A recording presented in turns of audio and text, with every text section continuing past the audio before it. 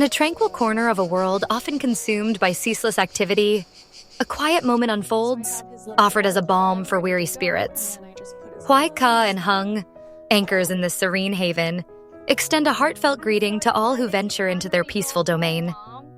Their hope, articulated with genuine warmth, is to bestow upon each viewer a sense of profound calm and an abundance of smiles, a gentle invitation for one's mood to ascend, even if just a little, above the daily tides of struggle and stress. It is within this understated opening that the narrative of their lives, and particularly the journey of young Tony, begins to reveal its intricate layers. The pre-dawn light barely pierces the morning gloom as Hoai Ca, an embodiment of purpose, embarks upon an unfamiliar ritual. Her departure, an unusual sight for those accustomed to her routines, prompts a query from Hung, laden with a hint of surprise. "Hoai Ca, where are you going so early?" he inquires, his voice echoing the quiet wonder of the nascent day. Her return, equally early yet radiating a newfound energy, draws another observation. "Where are you coming home so early?" Hoai Ca's response is swift, direct, and imbued with a quiet determination. "I'm going to exercise, brother." This declaration, however, only deepens Hung's intrigue. "Why am I suddenly exercising like this? I've never seen you exercise before." A subtle shift in her life, a profound influence emanating from the bustling city, has catalyzed this change. "I want to exercise to be healthier," Hoai Ca explains, her gaze reflecting a nascent understanding of well-being. "Since I took Tony to school in the city, I saw them exercise a lot, brother. So in my free time, I also go. I follow them to practice walking and jogging." The metropolitan environment, with its vibrant rhythm and emphasis on physical vitality, has inadvertently sowed the seeds of a personal transformation. The simple acts of walking and jogging, observed and then emulated, have become more than mere physical activity. They are a conduit to a deeper sense of self-care. "It makes my body healthier. I feel very comfortable with this exercise," she affirms, the words carrying the weight of a lived experience, a newfound liberation in movement. Hung, recognizing the wisdom in her words, concurs with a nod of understanding. "That's right. If I can exercise in the morning, I'll be healthy and comfortable all day long. Not tired." His agreement underscores a shared appreciation for the profound impact of morning rituals on overall vitality. Hoai Ca, her responsibilities momentarily lighter with Tony under direct supervision, articulates the newfound opportunity. "Yes, now I go to look after Tony downstairs, so I don't have to do much. When I wake up, I should go exercise with everyone, to relax my mind." The mental and emotional benefits are as crucial as the physical, a holistic approach to maintaining equilibrium amidst life's demands. The exercise, for her, serves as an essential counterpoint to the more sedentary aspects of her daily existence. "I exercise all the time at home, but almost every morning I go to exercise because my job doesn't involve much physical activity, so I have to exercise to have more health." The demands of caregiving and domestic duties, while ceaseless, do not always provide the rigorous physical exertion necessary for optimal health, thus making her deliberate pursuit of exercise all the more vital. Their lives, often a whirlwind of commitments, rarely allow for such personal indulgence. "Yes, at home, then just busy with work, wake up in the morning, take care of Tony and the chicken goose, then rush to work. I don't have time, just rush into work." The stark reality of their responsibilities paints a vivid picture of a life lived on the brink of exhaustion. Yet even within this relentless cycle, a window of opportunity has opened. "Recently, when I have more free time, then I also exercise to improve my health, brother." This brief respite, a testament to her unwavering commitment to her own well-being, is a precious commodity. The conversation then pivots, as it often does, to the central concern: Tony. The future of his education, a matter of paramount importance, hangs in the balance. "So, what about the situation yesterday?" "The teacher called me, then I decided," Hoai Ca begins, a somber note entering her voice. The urgency of Tony's educational trajectory, a path disrupted by previous circumstances, requires immediate attention. "Yes, I also calculated, brother. Last week I also contacted a teacher outside to study privately. Then the teacher made an appointment to bring Tony out today to meet the teacher to do the procedure. After that, let her check Tommy's level. Then she started to create a study program for Tony to study, brother. The meticulous planning, the outreach to external resources, all speak to a deep-seated determination to provide Tony with the best possible opportunities. His previous experiences, particularly his time studying within the confines of a hospital, have instilled a degree of familiarity with structured learning, and this is a foundation upon which Hoai Ca seeks to build. Because Tony also studied in the hospital for a while and got used to studying, I want Tony to study more. I contacted outside, also there is a teacher outside. Then the teacher called me. So today she made an appointment. I want to go down there to take my child, brother. The journey ahead, fraught with logistical challenges, is nevertheless undertaken with unwavering resolve. The practicalities of the situation immediately surface. Then let's go because we live far away from home, Hung urges, acknowledging the geographical distance that compounds their efforts. I will take the initiative to go early. The need for proactive measures, given their remote location, is clear. Hoai Ca's rationale for Tony's external schooling is articulated with precision and foresight. In my opinion, Tony studying outside is necessary because we can't stay there. Let Tony study long, we have to let Tony do SAO for a short time. If he can study more, I will let Tony study more, and then go home to study with his friends at the central school. I study with my friends at kindergarten. The strategy is multifaceted. A period of intensive, personalized instruction to bridge any gaps, followed by a reintegration into a more conventional group learning environment with his peers. A break in his education, however brief, is deemed unacceptable. Now, if he takes a break for 1-2 months, his studies will be delayed. The fear of regression, of losing valuable developmental time, is palpable. The decision, ultimately, rests with the professional. Now, the boss will do SAO. If Tony can study more, then let him go to study more. The teacher will decide. Despite the external validation, Hoai Ca's commitment remains steadfast. No matter what, I have to try to take care of it for Tony. Yes.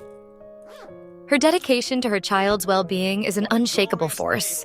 The discussion then turns to the immediate transport arrangements. Mr. Du, Tony's father, is also involved, his presence complicating the logistics. Mr. Doe is down there now, but I want to go because later on there will be a lot of paperwork involved. I often stay there to take care of the children. I should go to take Tony. Hoai Ca's intimate familiarity with the bureaucratic processes and her historical role as the primary caregiver make her presence indispensable. Today, Mr. Du will take me. When I am there, Mr. Du will go back to work. The teacher needs to meet, but it will be difficult. The delicate balancing act between co-parenting responsibilities and individual work commitments adds another layer of complexity. Hung seeks reassurance. Have you prepared everything so that he can take me?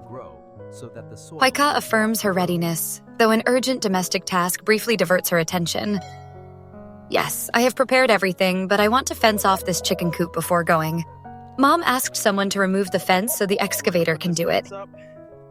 The farm work, a continuous thread in their lives, demands attention even amidst the pressing educational matters.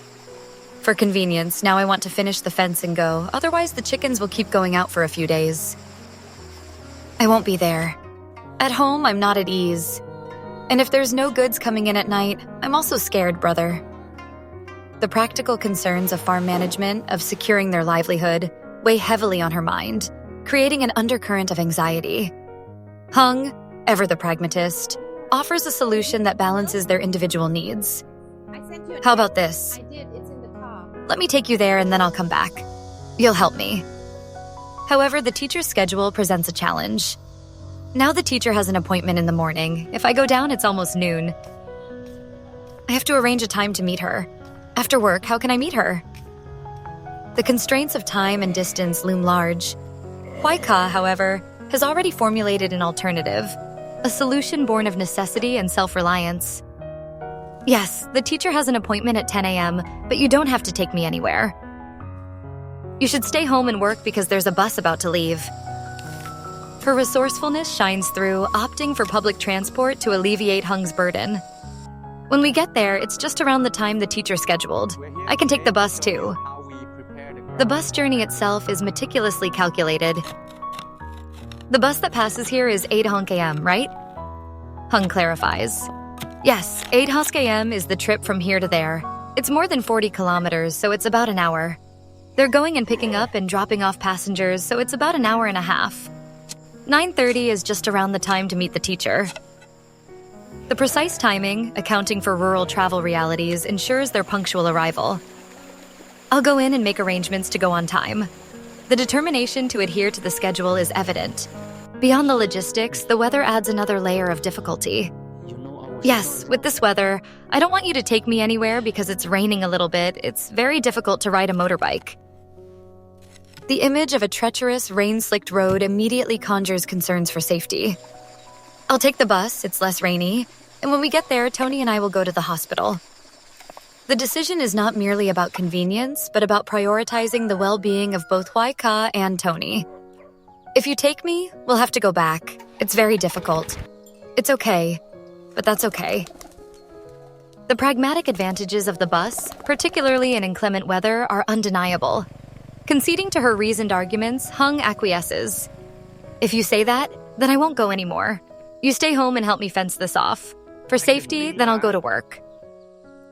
The division of labor is settled, each attending to their respective crucial tasks. Hoai Ca, however, still needs to make arrangements at her workplace. This morning, I'll tell the boss, Cho, I'll take the morning off. With the practicalities addressed, she reiterates her primary objective, Tony's appointment. If you have something to do, you can do it. Just go, bro. I'll go down with Tony to see what the teacher says. I'll finish the procedures. A more delicate matter concerning Mr. Do then surfaces. The complexities of their co-parenting relationship require careful navigation. If Mr. Do isn't busy and wants to stay with Tony, I'll go back. Let Tony stay with Mr. Do. Hoai Ca articulates a willingness to foster Mr. Do's relationship with his son, provided his schedule allows. If Mr. Do is busy, I'll stay there with Tony for a few days and then I'll go back. Her flexibility underscores a deep understanding of the situation's nuances. Actually, I don't want to be too strict with Mr. Do. If he wants to stay with Tony, I'll create conditions for him to be closer to his child. This statement, imbued with a compassionate maturity, highlights her desire to facilitate familial bonds despite past difficulties.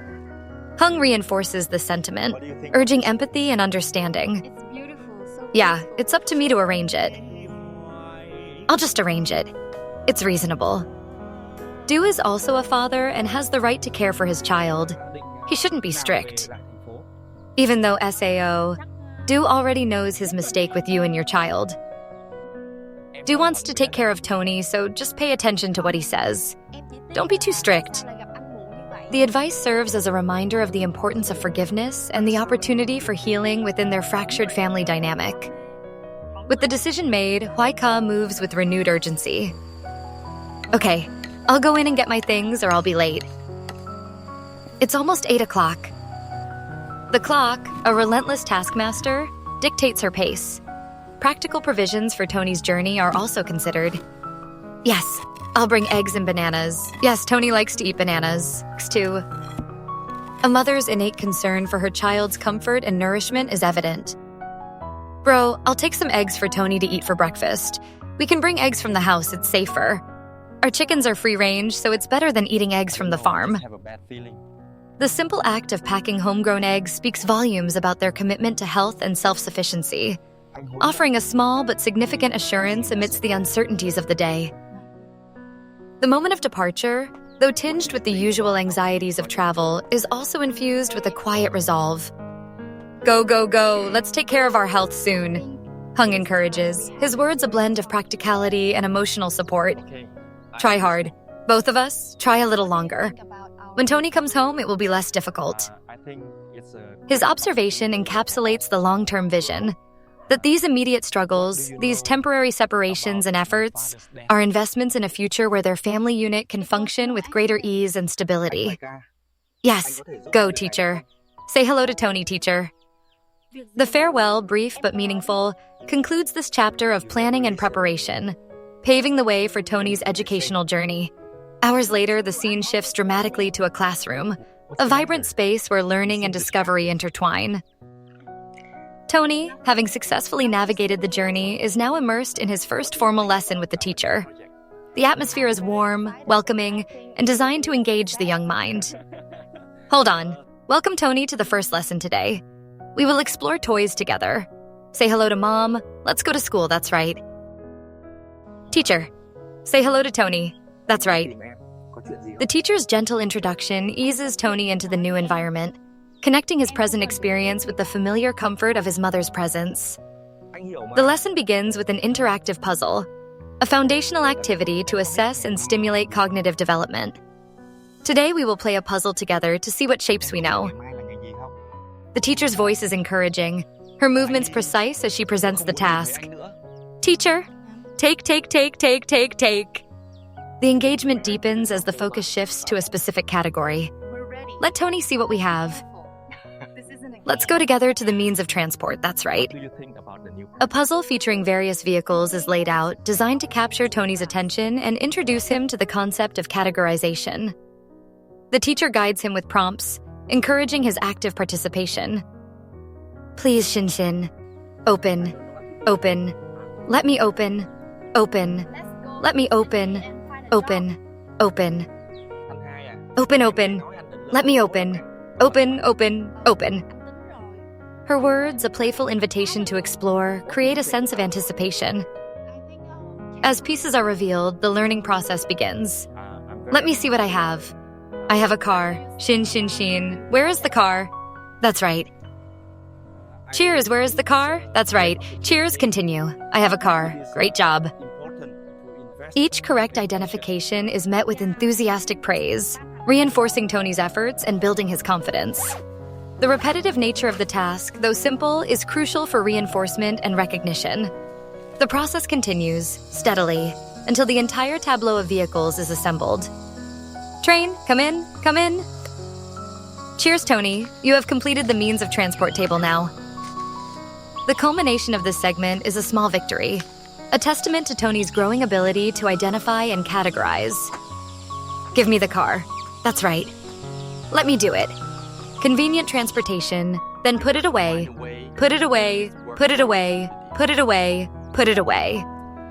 The act of putting away the pieces reinforces the completion of the activity and prepares for the next phase of learning. The educational journey then transitions to another fundamental aspect of a child's world: family members. Continue. Let's go together to the family members. See who are the family members. I have Mom. Where is Mom? Mom. The teacher introduces images or representations of family members, starting with the most familiar and emotionally significant figure. The repetition of Mom is not just an identification exercise, but an emotional anchor, connecting the abstract concept of learning to the warmth of personal relationships. So good. Cheers. The positive reinforcement is constant, nurturing Tony's enthusiasm. Let's open. Next, a tactile exercise is introduced, designed to enhance fine motor skills and sensory perception. Then I have a rope. That's right. Very good. Hold it here. That's right. Let it down. Pull it out. Continue. Very good. That's right. Very good. The manipulation of the rope, guided by the teacher's instructions, encourages hand-eye coordination and spatial awareness. This activity, seemingly simple, is vital for developing